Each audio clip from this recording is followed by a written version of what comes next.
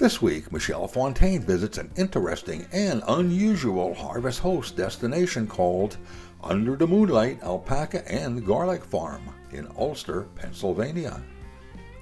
Then, what's the one thing we all use and don't think much about until it stops working? If you said your RV toilet, you're right. This week, we visit Thetford, one of the largest manufacturers of RV toilets, and see what goes into making and testing them for all the abuse they'll get while on and off the road. Later, Jeff explains to us why having a weight distribution hitch is one thing, but if it's not set up properly, it'll do you no good. Jeff shows Michelle how to properly set up the hitch to get maximum benefit. Now, we all know how space is at a premium in an RV. Well, check out some cool collapsible cook and kitchenware that were originally designed for marine use that are now gaining popularity with RVers. Of course, Dr. Fitz is here with Paws on Board, and this week she covers dogs and water safety. In particular, some important things you should be aware of before your dog gets in the water. Closed and Spanish captioning, where available, is sponsored by Forest River. Follow the river.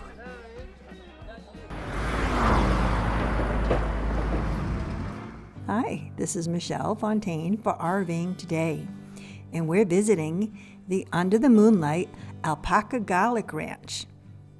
This is a working farm. Alpaca, garlic, poop. Yes, let's hear it from Karen. Afternoon, Karen Burlingame with Under the Moonlite Alpaca and Garlic Ranch. My husband and I moved here 11 years ago. It was his family property, and we began collecting, as I say, alpacas. I gave him 6 to begin with because he's allergic to wool, and alpacas are hypoallergenic, so he couldn't tell me no. And then we started rescuing. We've taken in 3 or 4 different herds, but we're at 33 currently.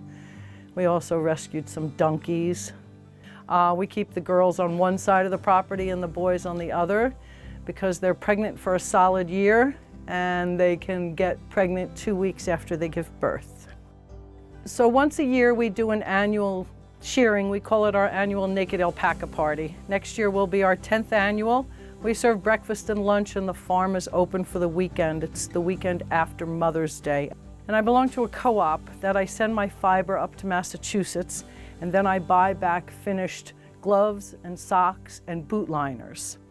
And then from there, and yarn, and then from there I hand make hats and scarves and some other odds and ends, a blanket or 2. And then I do purchase Peruvian sweaters like the one I have on because I love my alpaca sweaters. You can wash them and throw them in the dryer. All of my hats that are on my mannequin ladies have a wire brim in them that I hand make, and they are 100% alpaca. And so we have grown from 6 alpacas, as I said, to 33 right now. And we really do enjoy them. They're a totally green animal. They use a common poop pile, and that gets raked up, and it is the best fertilizer you can use. Hence, I went to a Paws seminar to learn all about it. And we grow gourmet garlic out of our gourmet alpaca poo. This is called the ladder braid, and this particular kind is called purple glazier. It's a medium flavored one. That's what both of those are. And then this is Leningrad. I sell it as a lollipop, and this is a spicy hot garlic. There's 150 different ones, and there are a lot of spicy hot garlics. I grow 3 or 4 hot ones. This is music, and music is a good garlic bread, tomato sauce type variety. We plant in on Columbus, out on 4th of July.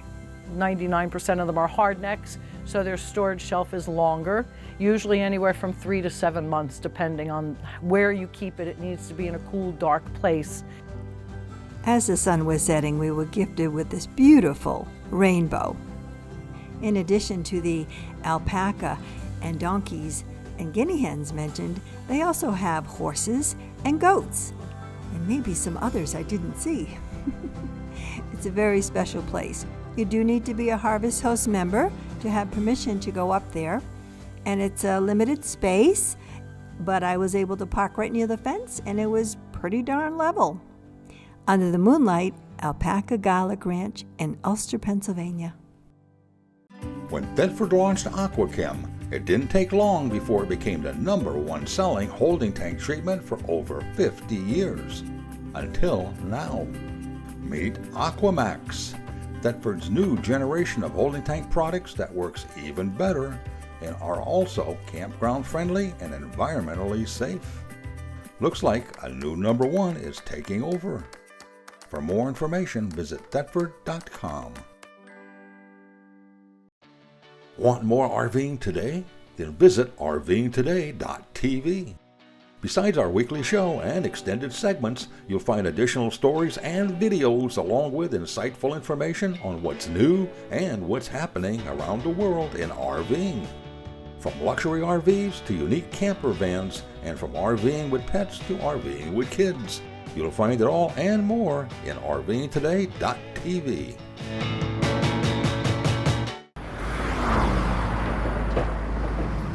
RV toilets. We're happy and don't even think about them when they work. But when they don't, they can definitely flush out the worst in us, if you know what I mean. This week we pay a visit to Thetford, one of the leading manufacturers of RV, marine, and portable toilets, and see what goes into building them. The company has 3 different production lines that turn out, would you believe, 32 different models? Like anything else, toilets come in all sizes, shapes, colors, and of course, prices. I must say, we do take a lot for granted when it comes to RV toilets. Think about it. They get bounced around. They're in weather ranging from 10 below zero to 140 degrees, and just think how much weight a toilet may have to hold. In other words, we expect them to work no matter what. At Thetford, along with continuous online inspections, they also have an extensive testing laboratory. During our visit, we saw a few tests being performed, including the shaking and bouncing test. Now this test simulates a new toilet and what it could go through just to get delivered.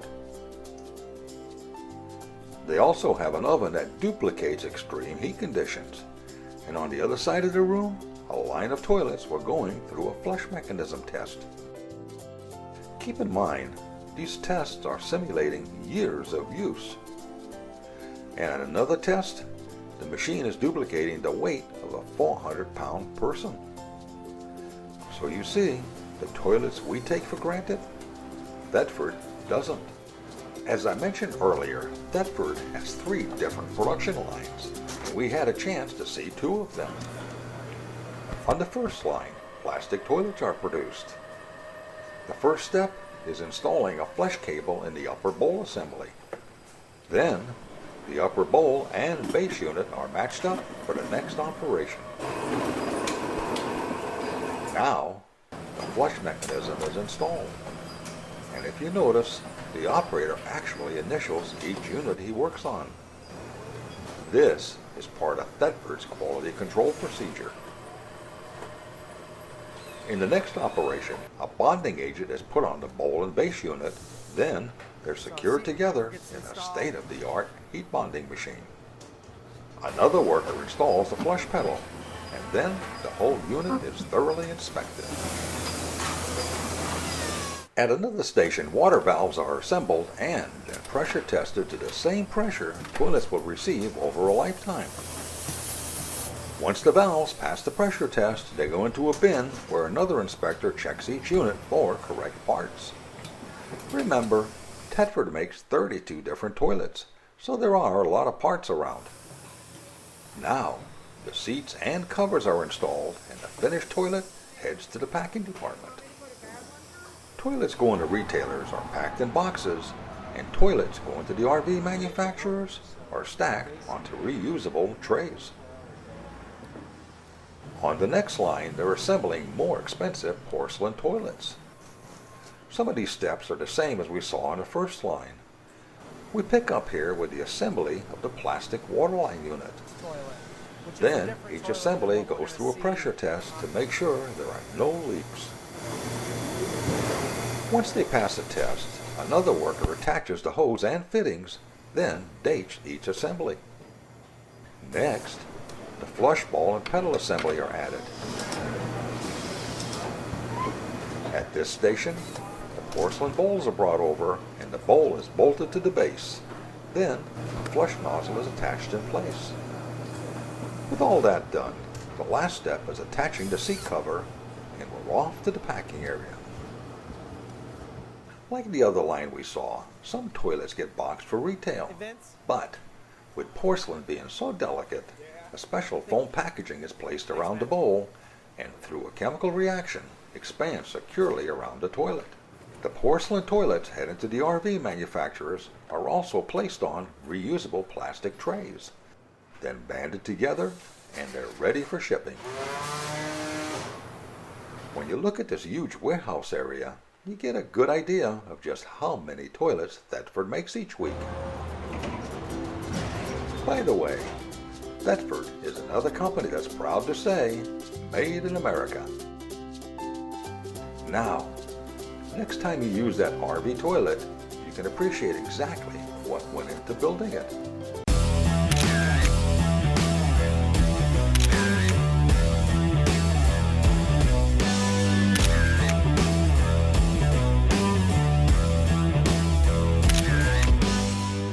At Forest River, we not only build great RVs, we build award-winning RVs. Check out our complete product line at forestriverinc.com. Forest River. Begin the journey.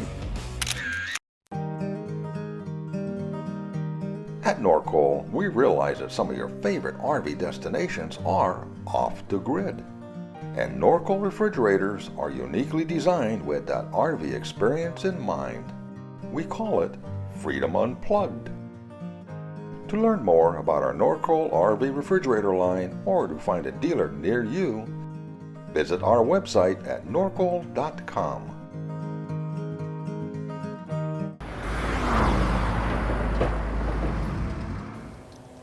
Greetings, I'm Jeff Johnston for RVing Today, and this is RV Straight Talk.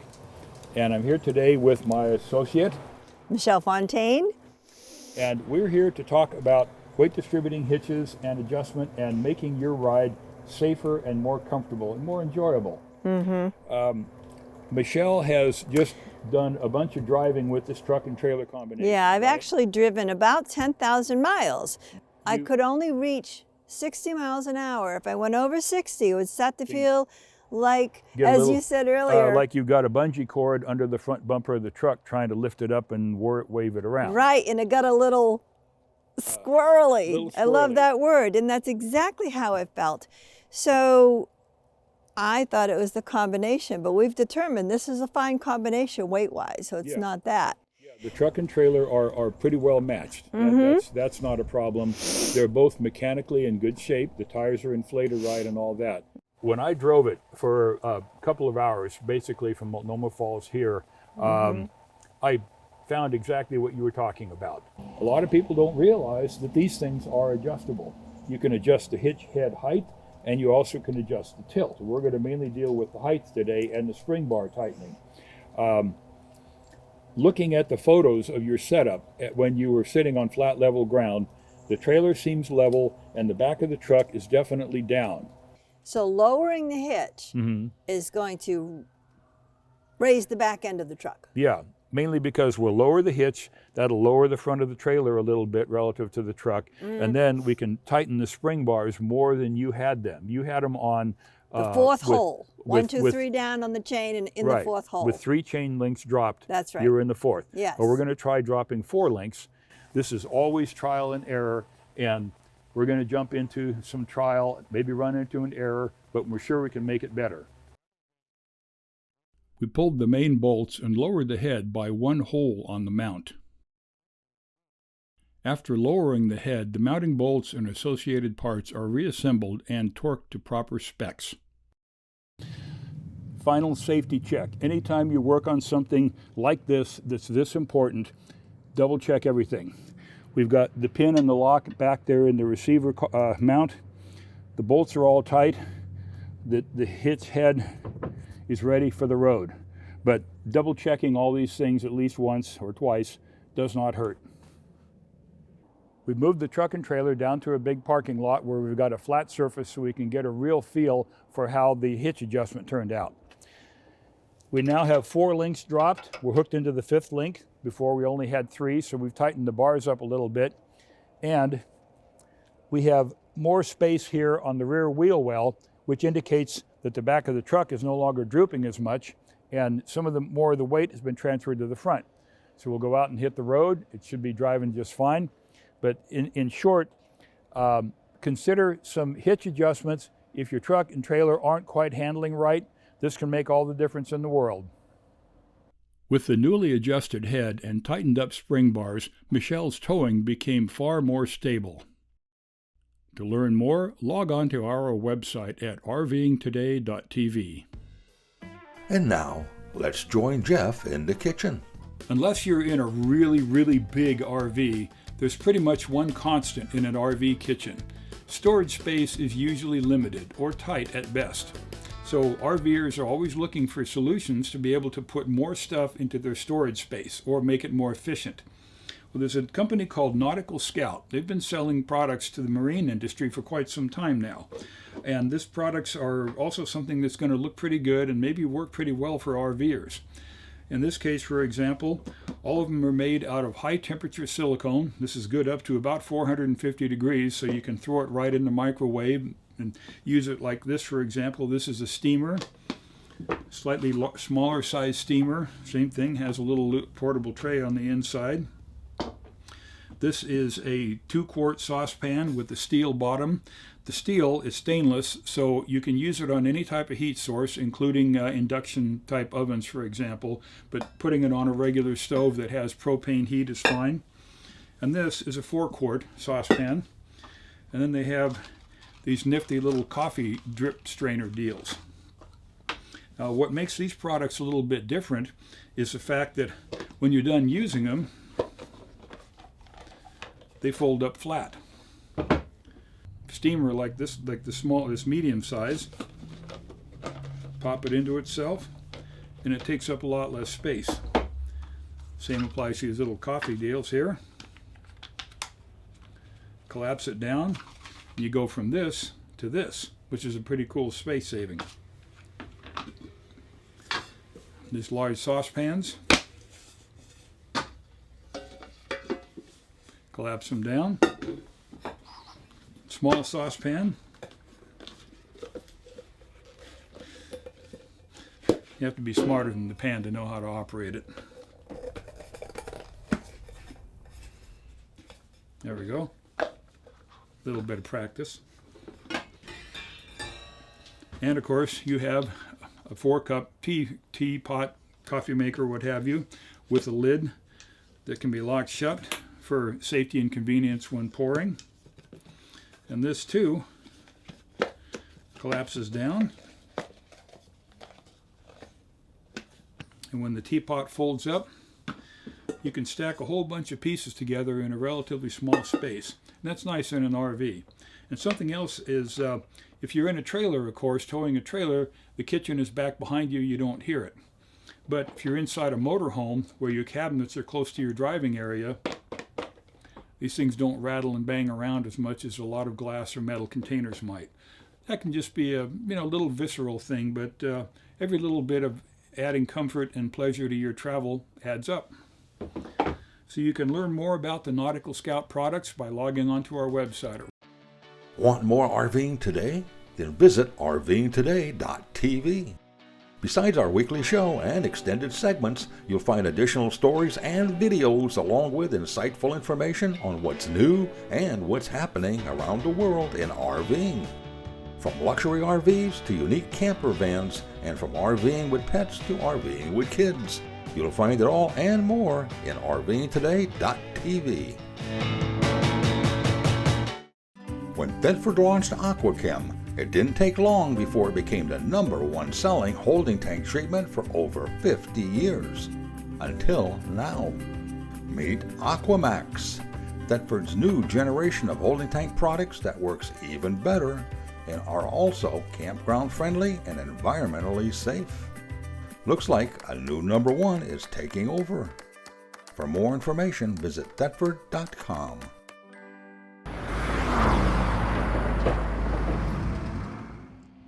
Welcome to RVing Today's Paws on Board. I'm Dr. Fitz, and this is Georgie. Does your dog love to swim?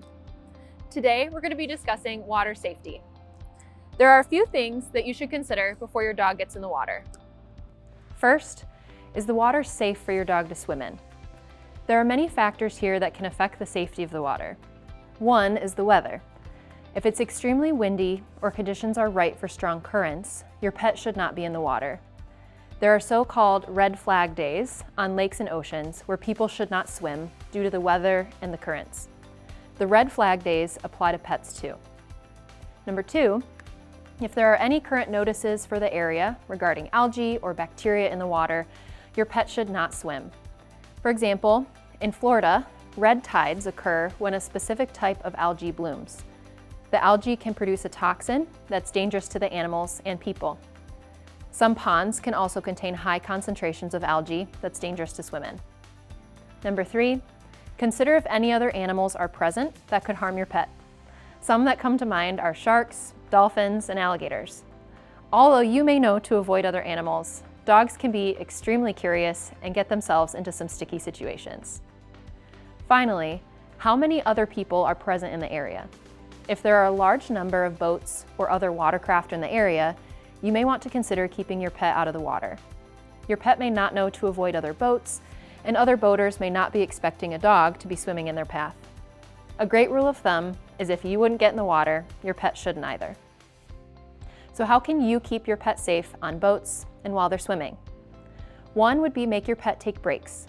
Just like with people, pets can get tired if they're fetching balls in the water or swimming around a boat. Make sure to take breaks from the fun so that your pet can rest. Next, consider a life jacket for your pet. If your pet's not experienced around the water, if they're on a boat, or if they have a medical condition, a life jacket's a must. Even if your pet is an experienced swimmer, you should have a life jacket available should you need to put one on. There are canine-specific life jackets available. They come in highly visible colors and usually have handles on the top so owners can grab hold of their pet very quickly. Finally, offer your dog fresh water regularly. You should try to prevent your dog from drinking swimming water if able. Ponds and lakes can contain harmful bacteria and parasites, and ocean water is obviously too salty for hydration. During breaks from swimming, offer your dog fresh water to keep them hydrated. An important note to make is to never force your dog into the water. If your pet does not want to swim, allow them to stay on land or in the boat. Dogs should be introduced to the water slowly and in a shallow spot. After swimming, you may want to consider bathing your pet with a gentle shampoo. This removes any salt, chlorine, or mud your pet may have in their coat. Also consider cleaning their ears with a pet-safe cleanser to reduce the likelihood of an ear infection. For more information about traveling safely with your pets, visit RVingtoday.tv. Tune in next time for more pet health information. I'm Dr. Fitz. This is Georgie. Thanks for watching Paws on Board. Shake, shake. Yes, good girl. Good job.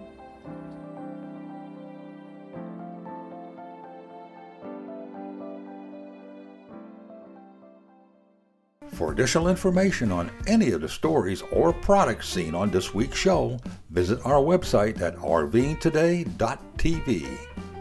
Don't forget, you can also watch RVing Today on Roku, Amazon Fire, Vimeo, YouTube, or any of our station streaming services. This has been another fun production.